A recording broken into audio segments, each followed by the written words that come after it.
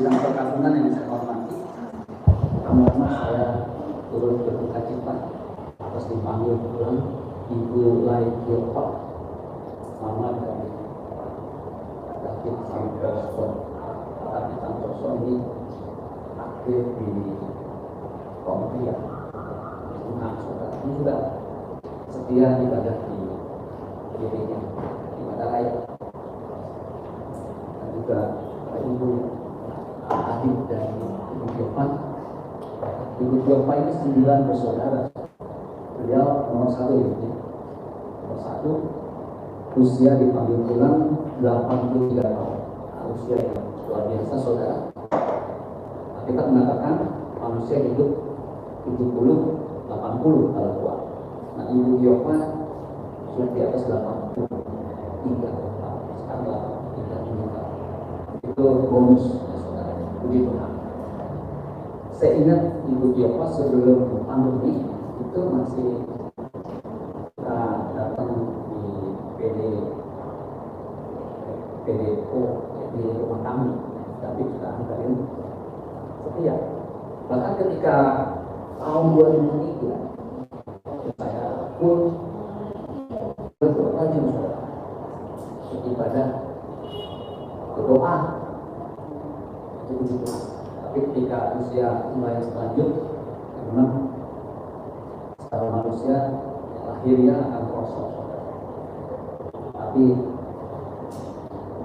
imannya tetap meskipun secara fisik kosong. Belum lama di KPBI saya ngobrol sama tapi kedua minggu atau berapa Kamis lalu tanya mama, ya begitu ya, udah usia jadi butuh perawatan.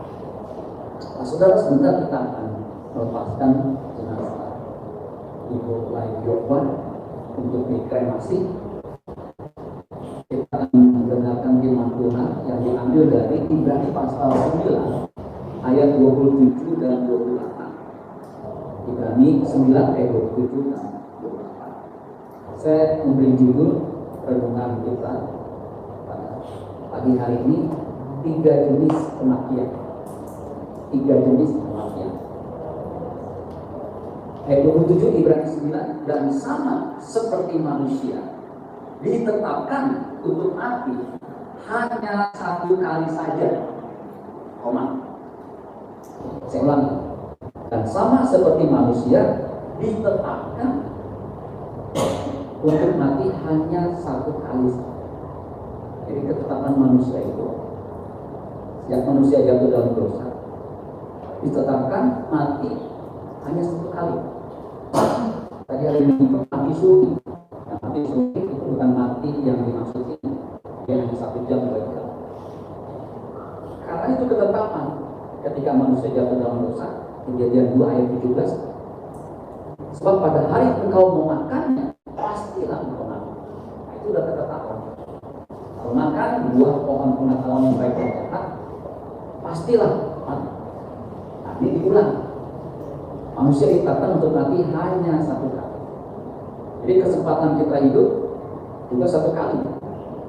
Makanya kesempatan hidup yang 1 kali ini jangan disia-siakan. Tadi lagunya pas. Saya nggak janjian, saudara.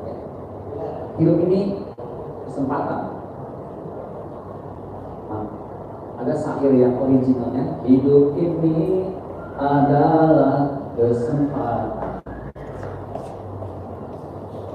Mungkin itu kebaktian dulu aja, nggak apa-apa kali. Nanti Pak ini kebaktian aja itu ya, bentar aja. Karena ini penghiburan untuk keluarga, ya. Jadi jangan diinterupsi krono tadi, saudara. Saya ulangi sekali lagi ya. Manusia ditetapkan untuk mati hanya 1 kali saja. Setelah itu dihakimi. Nah, saudara, jadi kesempatan kita hidup ini sekali. Sama, kenapa saya ngotot firman Tuhan itu? Kesempatan. Saya tidak akan mengulangi peristiwa menyampaikan firman Tuhan ini berkali-kali. Ini firman Tuhan belum pernah saya sampaikan di tempat lain, karena ini baru pertama kali. Nah, kita gunakan semaksimal mungkin. Karena setelah itu tidak ada lagi kesempatan kita hidup. Kalau kita mati, matinya di luar Tuhan. Karena setelah kita mati, itu ada kematian kedua. Kenapa disebut kematian kedua? Nah, kematian kedua itu bukan kematian fisik. Nanti akan saya jelaskan lebih lanjut. Itu kematian di mana manusia binasa bukan hanya hilang lenyap, tetapi masuk neraka. Masuk neraka itu bukan hanya sehari 2 hari, seminggu 2 minggu, sebulan 2 bulan, setahun 2 tahun, tetapi selama. Makanya gunakan kesempatan itu sebaik mungkin. Gitu saudara. Dan sesudah itu, sesudah mati, dihakimi. Jadi manusia itu setelah mati, karena pikir tidak ada penghakimi, dihakimi. Karena Paulus bilang begini, sebab kita semua harus menghadap tahta pengadilan Kristus, supaya setiap orang memperoleh apa yang patut diterimanya sesuai dengan yang dilakukan dalam hidupnya ini, baik ataupun jahat. Jadi saudara, kita semua harus menghadap tahta pengadilan. Kalau kita menghadap pengadilan dunia aja, kita gemetar. Kadang-kadang kita takut. Saya belum pernah disidang di pengadilan, cuma pernah sekali-kali kasih saya ditahan, harus ambil ikut sidang. Saya masih remaja waktu itu. Saya ikut. Saya pengen tahu. Saya udah agak remaja mau kuliah waktu itu. Jadi udah cukup dewasa. Saya masuk sidang, belum amat nih. Langsung dipanggil nama saya. Cecep Suparman, langsung duduk. Orang-orang penonton. Anda tahu kesalahan Anda? Begini Pak, Anda tahu kesalahan? Saya mau terangin aja. Anda salah nggak? Begini Pak, waktu itu salah kan? Bahkan bilang, udah bilang aja salah, ya cepat, ya salah. Udah. Pengadilan dunia aja kita, takut kan ya? Kita nggak bisa apa. Nah ini supaya setiap orang, semua orang harus menghadap tahta pengadilan Kristus. Jadi tahta pengadilan Kristus begitu apa? Kalau orang hidupnya nggak benar, nggak beres, saya yakin nggak sanggup berdiri di tahta pengadilan Kristus. Jadi ini kesempatan hidup sekali ini harus benar-benar kita manfaatkan untuk hidup benar. Sebab kita semua harus menghadap tahta pengadilan Kristus, supaya setiap orang memperoleh apa yang patut diterima. Jadi apa yang kita akan terima nanti tergantung dari kehidupan kita saat ini. Makanya kalau orang jahat, baik dengan tindakan maupun perkataan, saya yakin dia akan ketakutan di ujung maut. Karena ada pengadilan sesuai dengan apa yang dilakukannya dalam hidupnya ini, baik ataupun jahat. Makanya jangan pernah jahat sama orang, baik dengan perkataan, dengan tindakan, karena ada pengadilan. Jadi satu kali hidup, sesudah itu dihakimi semua orang tanpa kecuali. Kita kembali ke Ibrani 9 ayat 28. Demikian pula Kristus hanya satu kali saja mengorbankan dirinya untuk menanggung dosa banyak orang. Nah, Kristus juga begitu. Mati hanya satu kali untuk mengorbankan dirinya untuk menanggung dosa banyak orang. Sesudah itu ia akan menyatakan dirinya sekali lagi tanpa menanggung dosa untuk menganugerahkan keselamatan kepada mereka yang menantikan dia. Jadi 3 jenis kematian. Kematian yang pertama, kematian Kristus. Kematian Kristus itu kematian terhadap dosa, kematian untuk menebus dosa. Karena jelas mengorbankan dirinya, mati di kayu salib untuk menanggung dosa banyak orang. Dia yang tidak berbuat dosa dijadikan dosa, supaya kita yang berdosa boleh diselamatkan. Jadi kalau Yesus tidak mati di kayu salib, semua orang, saudara dan saya, termasuk saya, akan meluncur masuk neraka. Makanya bersyukur Kristus mati hanya satu kali.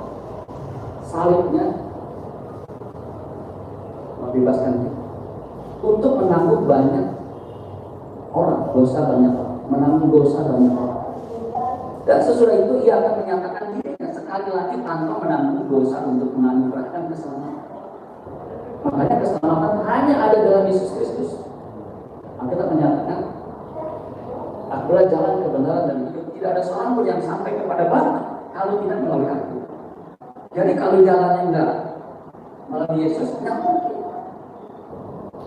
Ada yang mengatakan banyak jalan menuju Roma. Itu ke Roma, bukan ke surga.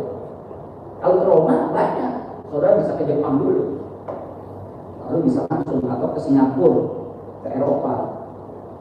Dan Eropa kan Roma sih, atau ke Australia dulu. Tapi kalau ke surga, dia ada. Petrus ketika khotbah dia, karena selain jalan dia berarti nggak ada. Sebab di bawah kolong langit ini tidak ada nama lain yang diberikan kepada manusia yang olehnya kita dapat diselamatkan. Jadi jelas keselamatan hanya ada dalam Yesus. Dia mati untuk dosa kita, menanggung dosa kita. Dan itu sudah dinubuatkan oleh Nabi Yesaya. Yesaya 53 ayat 5 sampai 6. Tetapi dia tertikam oleh karena pemberontakan kita. Dia diremukkan oleh karena kejahatan kita. Kita hidup.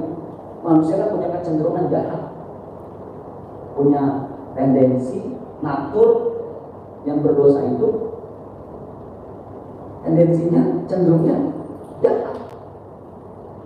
Memang ada satu komunitas itu baik, misalnya ada di satu komunitas dia siapin buat minum ambil gitu, ada gelasnya sama cuci tangan.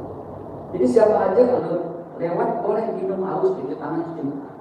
Oh itu baik, luar biasa. Pagi-pagi saya dengar ada orang dalam bisnis, dia siapin rumah makan, nasinya boleh ambil sepuasnya, nggak dicas. Kalian tahu lokasi restoran itu adalah tempat transit orang-orang yang mau pulang kampung.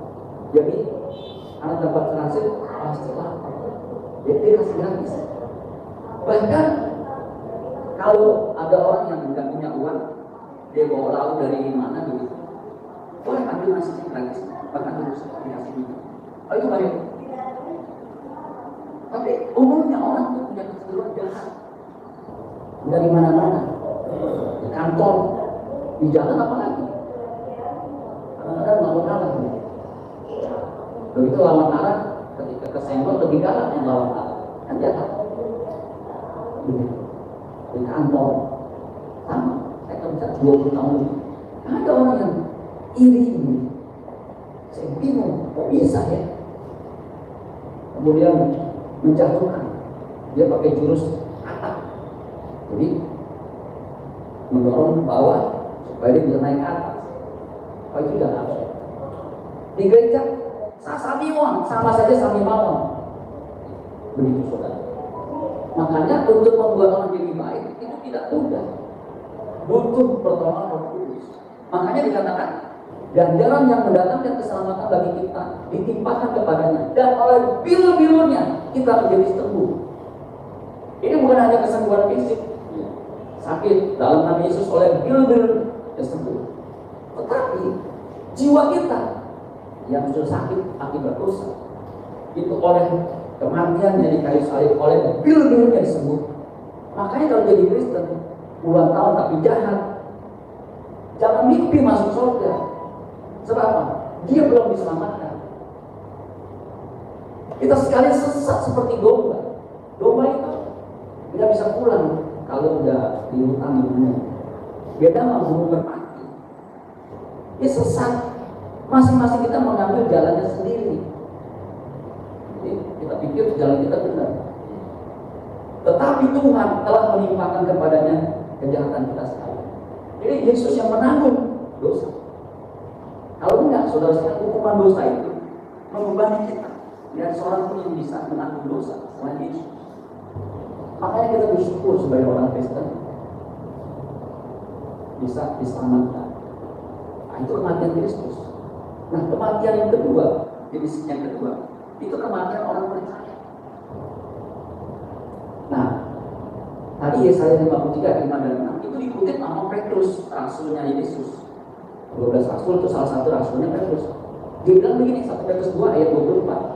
Ia sendiri telah memikul dosa kita di dalam tubuhnya di kayu salib, supaya kita yang telah mati terhadap dosa hidup untuk kebenaran.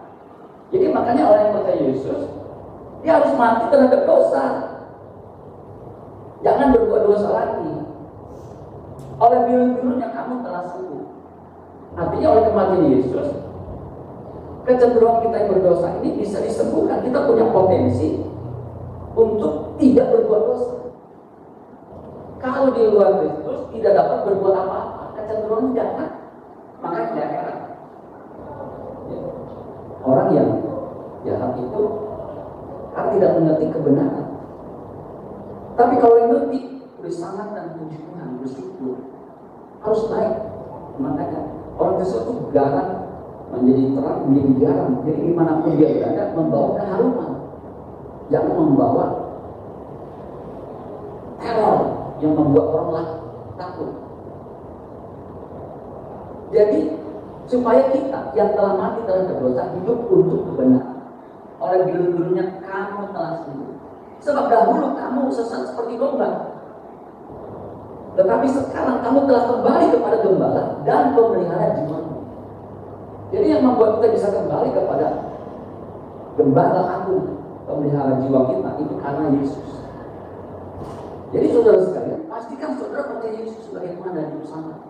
Seperti penjahat di sebelah kanan Yesus, di ujung maut dia menyerahkan hidupnya. Lukas 23 ayat 40. Tetapi yang seorang menegur dia katanya, tidakkah engkau takut juga? Tidak kepada Allah, sedang engkau menerima hukuman yang sama. Kita memang, perhatikan, selayaknya dihukum. Jadi penjahat ini sadar, saya jahat, selayaknya dihukum. Sebab kita menerima balasan yang setimpal dengan perbuatan kita. Mengakui perbuatan jahat, setimpal dengan hukuman. Tetapi orang ini, dia menunjuk kepada Yesus, tidak berbuat sesuatu yang salah. Jadi Yesus dia berbuat dosa, tetapi dia tidak pernah melakukan dosa. Makanya dia berkata di Yohanes pasal 6 ayat 8 ayat 46, siapa di antaramu yang membuktikan aku berbuat dosa? Tidak ada. Jadi dia mengakui Yesus itu Mesias. Ayat 42, lalu ia berkata kepada Yesus, Yesus, ingatlah aku apabila engkau datang sebagai raja. Dia mengakui Yesus itu Mesias, raja yang diurang. 43 ayat 43, kata Yesus, kata siapa? Yesus. Kata Yesus kepadanya, aku berkata kepadamu, ini sabda Juru Selamat, sesungguhnya hari ini juga engkau akan ada bersama-sama dengan aku di Firdaus, di dalam Firdaus. Jadi saudara, hari ini juga kalau kita terima Yesus sebagai Tuhan dan Juru Selamat, dijamin bersama-sama dengan aku di Firdaus. Nah, inilah kematian yang jenis kedua. Kematian orang percaya yang dikasih Tuhan. Itu berharga. Makanya berharga kematian orang yang dikasih. Kenapa berharga? Karena dia percaya Yesus punya nilai, ditempatkan di abadi.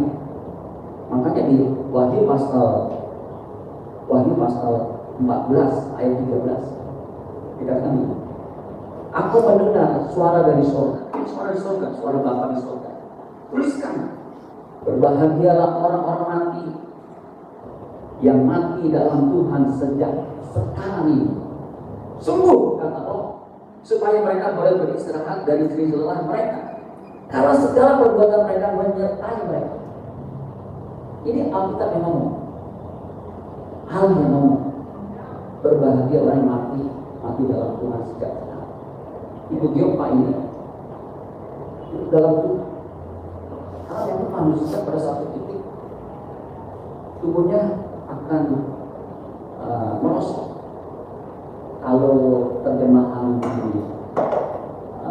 New English Translation new life, terjemahan new life itu mengalami decaying. Decaying itu pembusukan, mengalami dying. Dying itu jadi sekarat, itu nggak bisa dihindari. Coba aja, fisik kita, rambut saya tuh tebal, jadi udah mulai sedikit.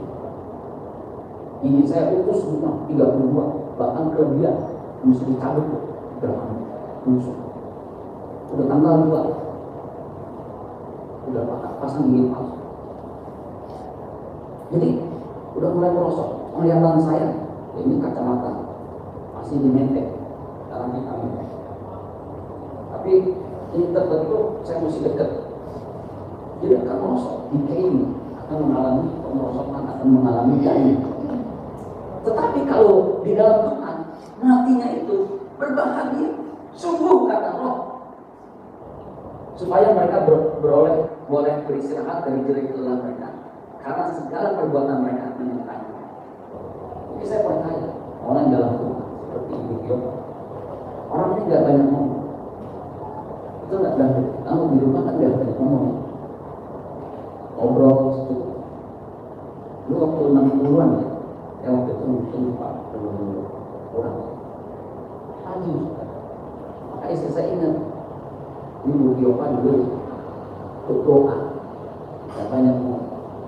Saya percaya dia sudah bersama dengan Tuhan. Makanya pastikan saudara ada di dalam Tuhan, percaya Yesus sebagai Tuhan dan Tuhan. Karena kita mengatakan kalau mengaku dengan Tuhan, dibenarkan, mengaku dengan di dalam hati, diselamatkan. Apa bedanya Pak? Ya, kalau orang mengaku dalam hati, itu nanti tercermin dalam tindakannya, termasuk dalam perkataannya. Dia akan dibenarkan dan diselamatkan. Pastikan saudara mengalami atau memiliki jenis kematian kedua ini. Orang yang mati dalam itu sejak sekarang ataupun nanti, kan kita nggak tahu mati kita kapan, kita nggak tahu.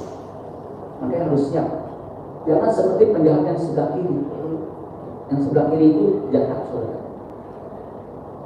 Di Lukas 29:39, seorang dari penjahat yang digantung itu menghujat dia. Katanya, bukankah engkau adalah Kristus? Selamatkanlah dirimu dan kami. Makanya kita tadi ada 40 yang seorang menegur dia, katanya, tidakkah engkau takut juga kepada aku, sedang engkau menerima hukuman yang sama? Orang yang tidak takut akan Tuhan, kematiannya itu mengerikan.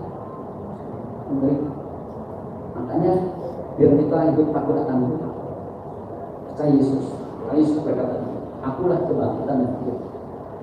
Barang siapa percaya kepada aku, dia akan hidup walaupun dia sudah mati. Dan setiap orang yang hidup dan percaya kepada aku tidak akan mati selama-lamanya. Jadi ayat 25, akulah kebangkitan dan hidup. Statement Yesus. Barang siapa percaya kepada aku, ia akan hidup walaupun sudah mati. Selamat akan hidup. Ayat 26 untuk kita. Dan setiap orang yang hidup katakan amin. Amin. Dan yang percaya kepada. Jadi pastikan hidup percaya Yesus, tidak akan mati selama-lamanya. Karena itu jaminan saudara sekali. Makanya orang Kristen orang berbahagia, walaupun mungkin kita di dunia ini orang beruntung karena tidak memiliki harta yang berlimpah. Tetapi kalau mati dalam Tuhan, dia akan bersama dengan Tuhan. Amin. Berterima kasih.